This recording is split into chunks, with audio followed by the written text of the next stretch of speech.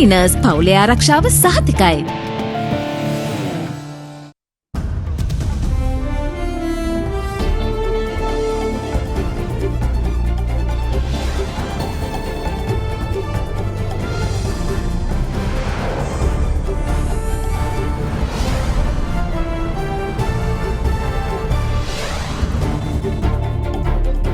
Tonight, heralding to the world, Sri Lanka Investment Forum 2021 kicks off, inviting foreign investors to take a chance on the island. If you are really a savvy investor, I think you would look at the underlying factors. I invite you to join us on this transformational journey by investing in Sri Lanka. Wrath of nature, fatalities linked to adverse weather creeps up on 20 as more rains forecast over the coming days. Concerns put to bed. Rumours of an extension to travel restrictions rubbished. 77 Gramnilari divisions brought out of isolation. Groundwork. The construction work of a new expressway and 5 new flyovers get underway. All that and much more coming up on First at 9. This Monday, the 7th of June, 2021.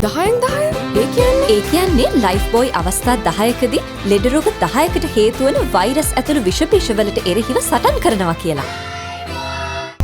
From AdaDerana, this is AdaDerana First at 9.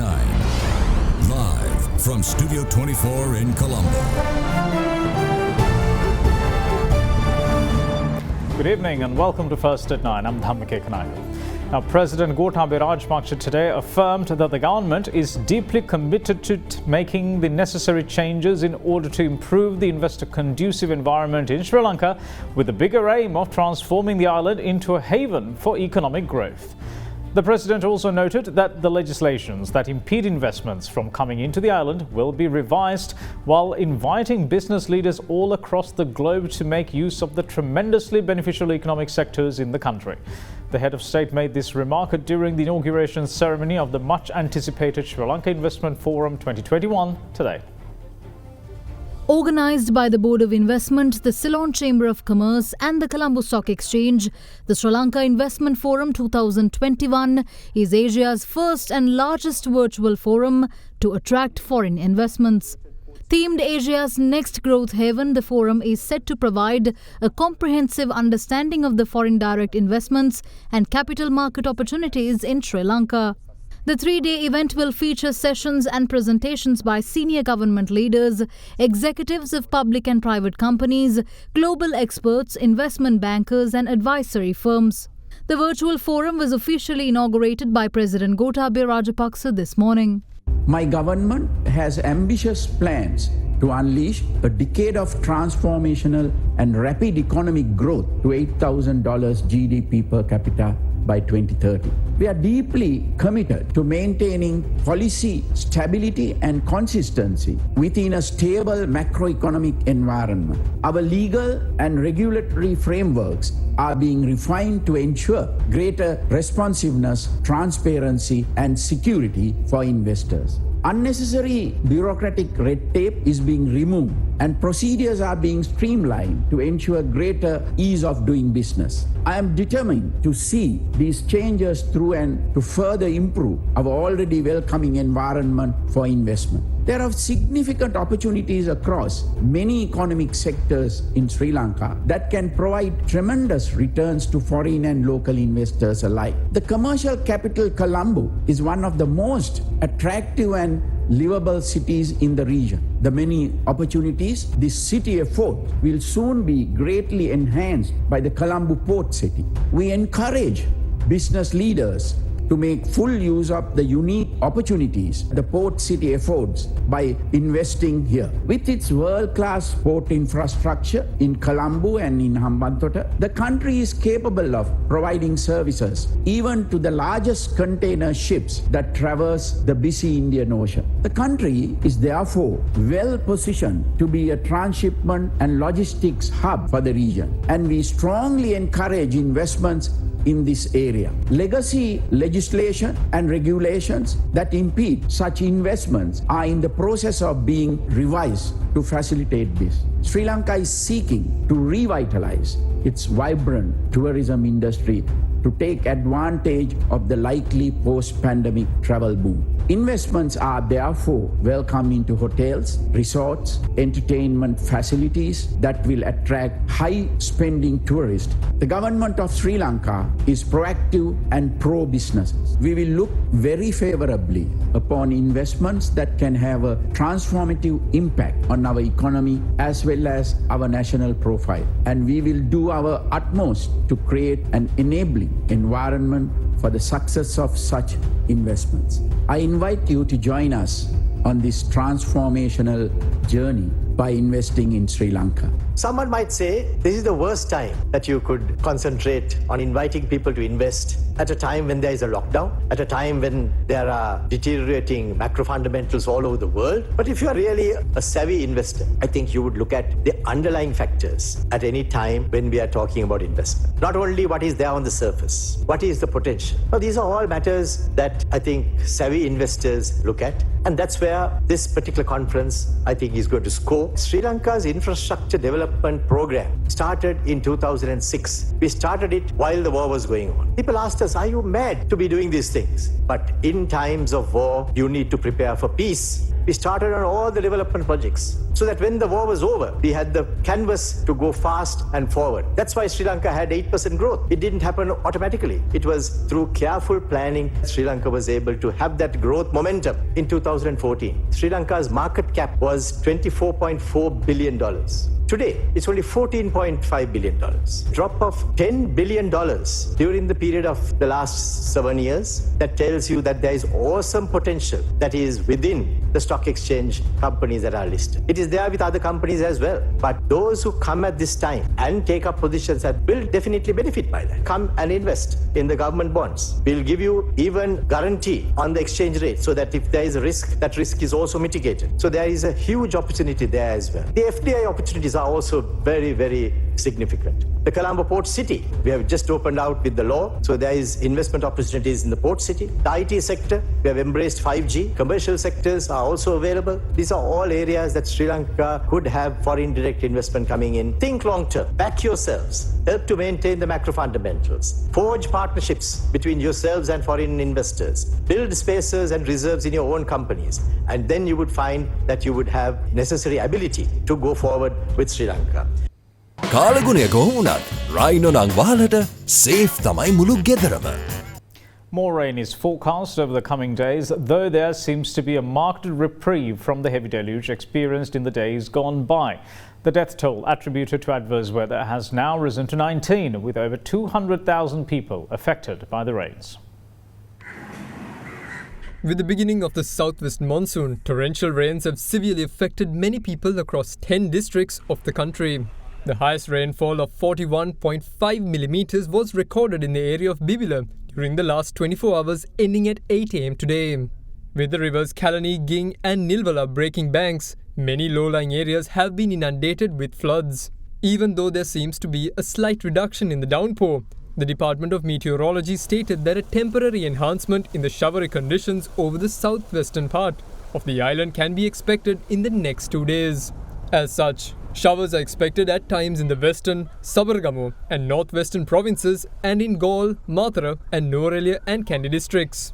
Fairly heavy falls above 75 millimeters are expected at some places. Even though the floods have receded in the upper catchment areas of the river Kalani, many low-lying areas along the river continue to be inundated. As such, the residents in the areas of Kaduwela, Dompe, Malwana, Biyagama, Kalaniya and Vallampitiya struggle with the water levels.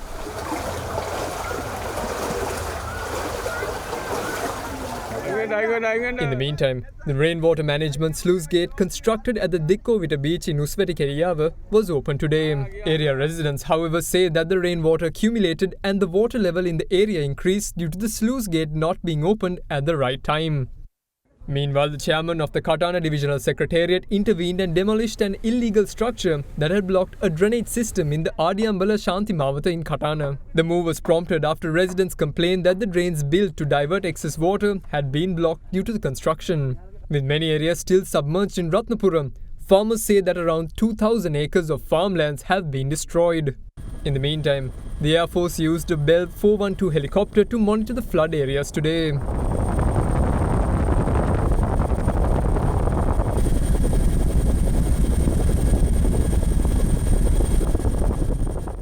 In another development, 2 persons had fallen into the rising water levels along the railway bridge near Lunava railway station on the Colombo-Chilao railway line. Area residents, however, managed to rescue one of them. The body of the other victim was recovered later. Meanwhile, the National Building Research Organisation states that landslide warnings issued for 9 districts are still valid. The landslide warnings were issued for Colombo, Galle, Gampa, Kaluthara, Kandy, Kegalle, Matale, Nuwara and Ratnapura districts. Divisional Secretariats of Agalavatta, Matugama, Palindanuwara, Ingiriya and Bulat Sinhala belonging to the Kaluthara district are also included in the list. The red alerts on landslide warnings are also issued for the Yatiyantota, Dehiyovita, Bulat Kohupitiya, Deraniyagala, Kegalle, Varakapula, Galigamuwa, Ruwanwella, Aranayaka, Mavanella and Ramukkana divisional secretariats belonging to the Kegalle district. As things stand, the incessant rains and the adverse weather conditions have affected 219,870 persons of 55,428 families. Further, according to the Disaster Management Centre, 19 persons had lost their lives and 5 have sustained injuries due to the inclement weather conditions. A total of 5,368 displaced families are currently taking shelter across 75 designated centres. Chief of the National Operations Centre for the Prevention of COVID-19, Army Commander General Shavindra Silva today insisted that there isn't any truth to rumours of an extension to the prevailing travel restrictions. Though that's the case, he added that if there is a need for such a decision to be made, there will be no hesitation in its execution. Meanwhile, the colour-coded sticker system introduced by the police to identify various essential services was put into practice today.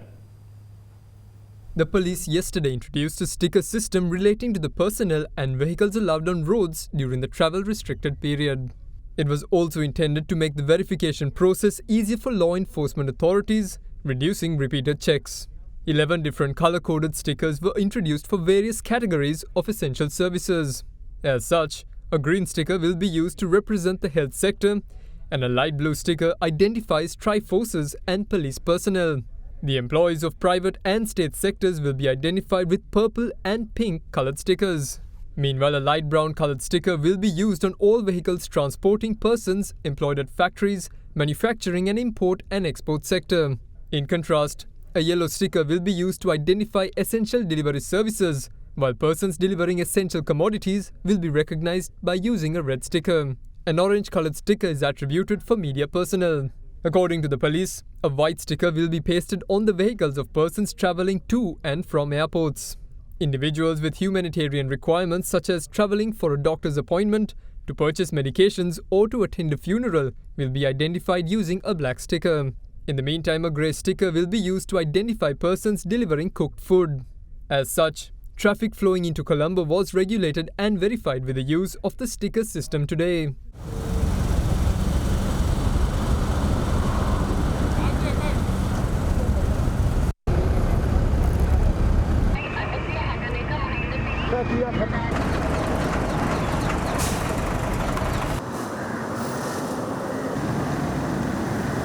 ඒ ස්ටිකරය සුරක්ෂිතව තබා ගැනීමට ඔබ කටයුතු කර යුතුයි. ඔබේ වාහනේ ඒ සූරා දැමීමට, ඒ විකෘති කිරීමට කටයුතු නොකළ යුතුයි. ඒ අවභාවිතා කිරීමට, ඔබගේ වාහනය වෙනත් අයෙකුට ලබා දීමට, ඔබගේ අතුරුපැදිය වෙනත් අයෙකුට ලබා දීමට කටයුතු නොකළ යුතුයි. යම්කිසි කෙනෙක් තමා වෙත පවරා ඇති මෙම අධිකාරී බලය සහිත ස්ටිකරය අවභාවිතා කිරීමට ඉඩ ලබා දුනොත් ඒ අයට එරෙහිව ඉතා දැඩිව නීතිය ක්‍රියාත්මක කරනවා. ඔවුන් අනෙකෙකු ලෙස පෙනී සිටීමට යම් කෙනෙකුට උදව් කර තිබෙනවා නම් එම වරදට අනුබල දීම සම්බන්ධයෙන් ක්‍රියා කිරීමට බලාපොරොත්තු වෙනවා. එමෙන්ම මෙම ස්ටිකරය අලවා තිබුණත් යම් සැකසහිත වාහනයක් ඒ වගේම අහඹු පරීක්ෂාවක් සිදු කිරීමට පොලිසියට ආරක්ෂා හමුදාවන්ට කිසිම බාධාවක් නැහැ. මෙම ස්ටිකරය ඇලවීම මගින් සම්පූර්ණ මුක්තියක් කිසිවෙකුට ලැබෙන්නේ නැහැ. In the meantime, Chief of the National Operations Centre for the Prevention of COVID-19, Army Commander General Shavindra Silva, rubbished all rumours regarding an extension to the lockdown. අපි මේ වෙනකොට මෙවැනි තත්ත්වයන් ඇති කිරීමට විශේෂයෙන්ම විශේෂඥවරුන් නිකුත් අයවලුන් ලබා දෙන නිර්දේශ සාකච්ඡා කරලා තමයි සාමාන්‍යයෙන් මෙවැනි තීරණ ලබා ගන්න. එතකොට ඊයේ දිනේ වෙන විටවත් මේ තවදුරටත් දීර්ඝ කළ යුතු කියන නිර්දේශයක් අපි වෙත ලැබිලා නැහැ. ඒත් එක්කම අතිගරු ජනාධිපතිතුමා වෙතවත් කාර්යසාධක බලකාය වෙතවත් මෙවැනි නිර්දේශයක් ඇවිල්ලා නැහැ. සාමාන්‍යයෙන් මෙහෙම දෙයක් තීරදී දැනුම් දෙනවා. නමුත් ඉදිරියේදී ඔබ දන්නවා 14 තියෙන තව සතියක් තිබෙනවා. ඉදිරියේදී රටේ තිබෙන තත්ත්වය සෑම අවස්ථාවකදී විශ්ලේෂණය කරනු ලබනවා අපි. එහිදී ඒ විශ්ලේෂණයන් වලට අනුව අවශ්‍යතාවයක් වුවොත් ඕනම වෙලාවක රටේ ජනතාව වෙනුවෙන් කරන්න පුළුවන්. නමුත් දැනට එවැනි තත්ත්වයක් ඇවිල්ලා නැහැ. In other developments, 77 Gram Nildara divisions located across 11 districts were freed from their status of isolation earlier today. However, even though the Gram Nildara divisions were brought out of isolation, the travel restrictions currently imposed across the country are applicable to those areas as well. In the meantime, several private banks announced today that all their branches will be closed for a week starting from today. The decision was made taking into consideration the travel restrictions that are currently in place across the country. Accordingly, branch networks of Commercial Bank of Ceylon, Sampath Bank, Ceylon Bank, DFCC Bank, Nations Trust Bank, Amana Bank, and the Union Bank of Colombo will remain closed during the coming week. However, Hatton National Bank stated that their branches will be closed only on the 8th and 9th of June. With this being the case, the banks urged their customers to use digital banking services to fulfill their requirements. Meanwhile, Sri Lanka ended a 4-day streak of daily caseload in excess of 3,000, confirming 2,976 cases yesterday, among which the highest was recorded from the Gampaha district. Meanwhile, expectant mothers now identified as a priority group. 2 will be vaccinated starting from the 9th, as they will be administered with the China-manufactured Sinopharm vaccine. With the objective of controlling the third wave of the novel coronavirus aggravated by a new strain, the government came up with an island-wide lockdown, restricting movements of the public. Health authorities then took measures to fast-track the PCR test conducted to identify infected patients, with tests carried out in the excess of 19,000 for the past week. The number of PCR tests carried out yesterday is calculated at 20,403. Ending a 4-day streak of a daily caseload of over 3,000, the number of infections detected yesterday stood at 2,976. The highest number of patients were reported from the Gampaha district with 805. The number of COVID-related deaths confirmed yesterday was 46, increasing the island's death toll to 1,742. Among them are 13 patients who died at home, 2 who perished while being hospitalized. Meanwhile, taking the global pandemic situation also into consideration, the Ministry of Health today announced the revised quarantine measures for Sri Lankans and dual citizens arriving in the country. Accordingly, fully vaccinated Sri Lankans and dual citizens who arrive in the country will have to undergo a mandatory 14-day quarantine period at home. However, arrival of fully vaccinated Sri Lankans or dual citizens with a 14-day travel history from India, Vietnam, South Africa or South American countries are prohibited from entering the country. All Sri Lankans or dual citizens who arrive in the country should test COVID-19 negative, proven via a PCR test conducted within 96 hours prior to embarkation, or a rapid antigen test conducted within 48 hours before embarkation. Fully vaccinated passengers must undergo another PCR test upon arrival and are advised to stay at a hotel until the results arrive. If the results return negative, they can proceed with home quarantine. Meanwhile, upon arriving in Sri Lanka, fully vaccinated travellers are required to produce their vaccination certificate or other verifiable evidence to the airport health officer or the designated health officer. Meanwhile, vaccinating expectant mothers who are now identified as a priority group will commence from the 9th of this month. The program will begin from Piliyandala and the expectant mothers will be administered with the Sinopharm vaccine.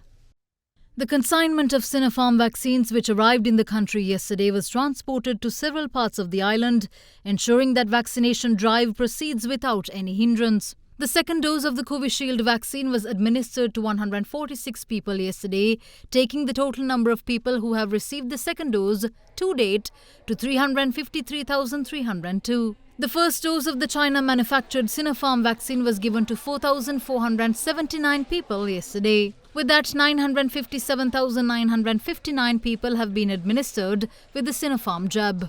To date, 64,986 people have been administered with the first dose of Sputnik V. Accordingly, the total number of people who received at least one dose of a vaccine stands at 1,948,187. Meanwhile, the Intermediate Treatment Centre for COVID-19 set up in Varalavattagampaha was added to the country's health system today. Under the first phase, 650 beds will be included to the Intermediate Treatment Centre, while under the second phase, 1,200 more beds will be included. 25 million rupees have been allocated by the Western Provincial Council in order to obtain the necessary equipment for this treatment centre. So far during the day, 2,610 infected patients have been detected in the country, taking the number of active cases to 30,156. With 1,670 patients being given the green light to return to their daily lives, 176,045 patients have now successfully recovered from the virus. Now, the construction work of a new expressway and 5 flyovers was launched today under the patronage of Prime Minister Mahinda Rajapaksa. The construction work of an elevated expressway running from the New Kalani Bridge to Athuragiriya was launched today under the patronage of Prime Minister Mahinda Rajapaksa. The PM digitally unveiled the commemorative plaque from the temple trees, marking the commencement of the construction work. The new elevated expressway will boast 4 lanes. Meanwhile, the construction work of 5 flyovers was also launched parallel to that of the expressway. As such, Justice Akbar Mawatha flyover, Uttaranda Mawatha flyover, Baladaksha Mawatha flyover, the Kohuwala flyover and the Getambe flyover in Kandy will be constructed. මිත්‍රෝනි සෞභාග්‍යයේ දැක්ම ප්‍රතිපත්ති ප්‍රකාශය. ජනතාවට මතක නම් මේ එක වසංගතයක්වත් නැතිව තමයි අද ඉන්න විපක්ෂය අද කිසිම වැඩක් නොකර හිටියේ එදා. අද ඒම අපෙන් අහනවා අපි මොනවද කරන්න කියලා. මිත්‍රෝනි වගකීම් යුතු රජයක් විදියට අපි ජනතාවට එන්නතත් ගෙනල්ලා දෙනවා කියලා සාතිකයක් දුන්නා. එන්නත් කරලා අපේ ජනතාව ආරක්ෂා කරන වැඩපිළිවෙල අපි අදටත් අඛණ්ඩව ක්‍රියාත්මක කරනවා. යම් යම් අඩුපාඩු නිවැරදි කර ගනිමින් අපි ඒක ඉදිරියට ඇවිල්ලා තියෙනවා. වැරදි ප්‍රචාරයන් කරනවා. එන්නත් ගත්තා මැරෙනවා කියලා එහෙමත් කිව්වා. ජනතාව බය කරන්න නැතුව. ඒ වගේ බොරු ප්‍රචාර කරලා ජනතාවගේ ජීවිත බිල්ලට දාලා දේශපාලන වාසි ගන්න හොයන්න එපයි කියලා තමයි අපිට විපක්ෂයට කියන්නේ. මහා ජනතාවට විවිධ දුෂ්කර ඇති බව අපි දන්නවා. නමුත් ඔබ සියලු දෙනාගේ හැම ජීවිතයක්ම අපිට වටිනවා. ඒ නිසා රජය ගැන යන වැඩපිළිවෙල ජනතාවගේ සහාය ඔබේ සහාය අපිට ලබා දෙන්න කියන ඉල්ලීම අපි ජනතාවට කරනවා. We will see shortly. Bear with us.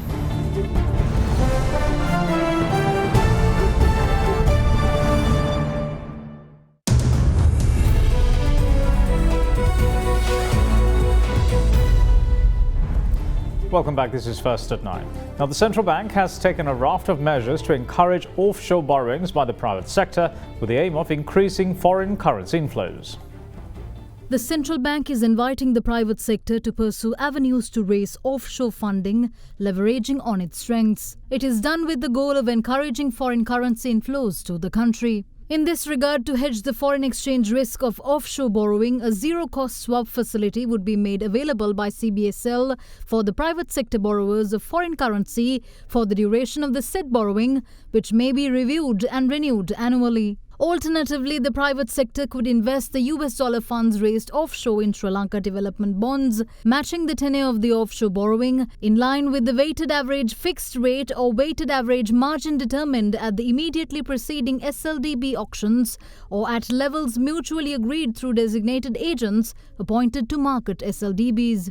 In terms of the general permission granted under the regulations made under the Foreign Exchange Act, companies incorporated in Sri Lanka under the Companies Act No. 7 of 2007 are permitted to obtain loans or issue debt instruments from and to non-residents in compliance with the procedures introduced under such regulations. In the event companies incorporated in Sri Lanka wish to pledge local assets and issue corporate guarantees to secure loans to be obtained from overseas, such requirements may be accommodated as a special permission under the provisions of the FEA upon a written application made to the Director, Department of Foreign Exchange. Further, the private sector entities who borrow from abroad may sublend such funds to their subsidiaries in Sri Lanka. Now, Sri Lanka's stocks closed 0.32% higher today as the Colombo benchmark all-share price index gained 24.52 points to close at 7,591.9. The S&P SL 20 index of more liquid stocks gained 0.28% to close at 3,055.14. Now, here's Dimantha Mathi with a brief report on today's market performance.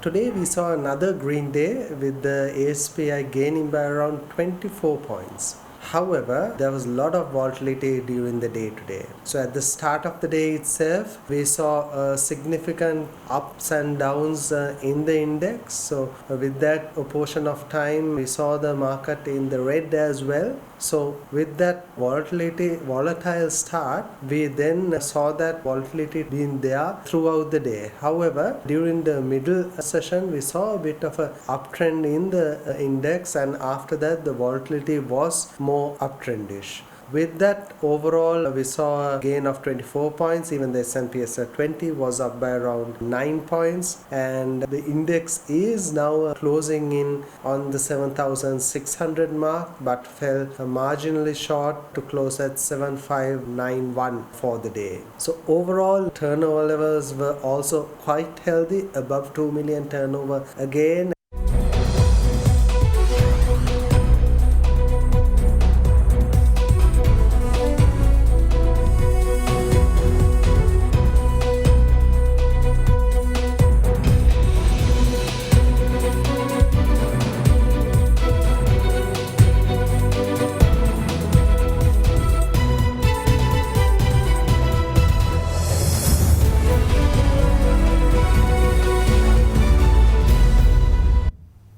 Now then, Sri Lankan cricketers have agreed to be a part of the looming tour of England despite them refusing to ink their annual contracts. Special talks were held between the players and the cricket governing body today. And that's it from all of us here at First at 9. Thanks for watching. Bye-bye.